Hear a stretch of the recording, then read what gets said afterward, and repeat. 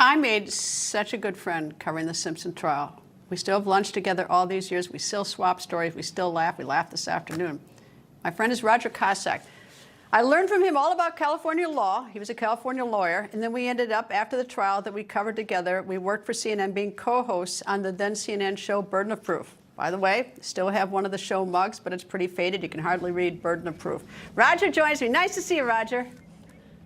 My pleasure, Greta. My pleasure. Oh, okay, Roger, you got to come home soon. But anyway, so you're out in California right now. All right, Roger, tell me, why was that trial so bizarre to cover? It was really odd.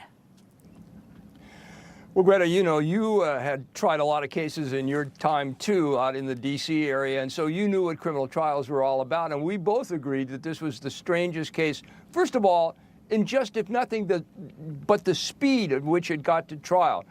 Remember, Greta, it was 2 or 3 weeks before they had a preliminary hearing. That never happens. The trial was in, I think, within 6 months or 5 months even. It was very, very quick, and I thought that was a brilliant move by the defense because I never thought the prosecution was perhaps as ready as they should have been.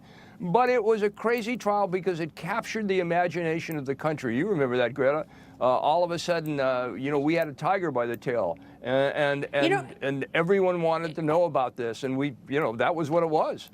But it was so interesting for me to work with you because the people involved were like Johnny Cochran, Alan Dershowitz, F. Lee Bailey, Robert Shapiro, Robert Kardashian, who is the father of the Kardashian girls. They're not girls anymore. I mean, it was the most unusual collection of people. And just to say a little footnote history for us. Do you remember Johnny? With the first show we ever did, A Burden of Proof, you remember Johnny Cochran came on and was our first host. He had just finished arguing the closing argument, and he came on that night for our show, and it was really a spectacular. Well, actually, evening. let me dig a little deeper on that, though. The reason why he came on for our show is because he promised you, and Johnny was good for his word. So, I mean, you booked him. He promised you, and he kept his word. I always liked Johnny Cochran. He made everybody in the room feel important.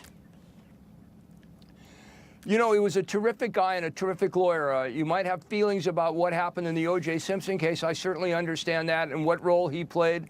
But as a lawyer, you had to admire that he went and he defended his client, and he did exactly what lawyers should do, and was able to convince the jury that the prosecution didn't prove that case beyond a reasonable doubt. But besides that, he was a wonderful man, a charitable man, a gracious man, and a great man. Well, but then a horrible feud between Shapiro and F. Lee Bailey. They were best friends going into the trial, and by the end, you had one of them testifying against the other one, trying to put him in jail in Florida.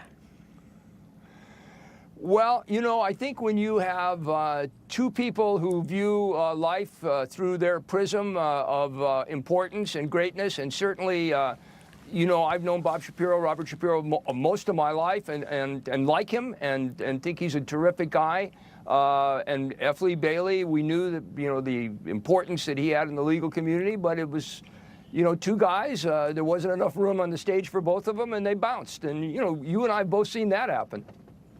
All right, now let me turn to the prosecution a little bit. I remember that Marcia Clark would walk into restaurants and she'd get a standing ovation in California. I mean, it was so glittery in Hollywood. I've teased you about Hollywood a million times, but it was so glittery.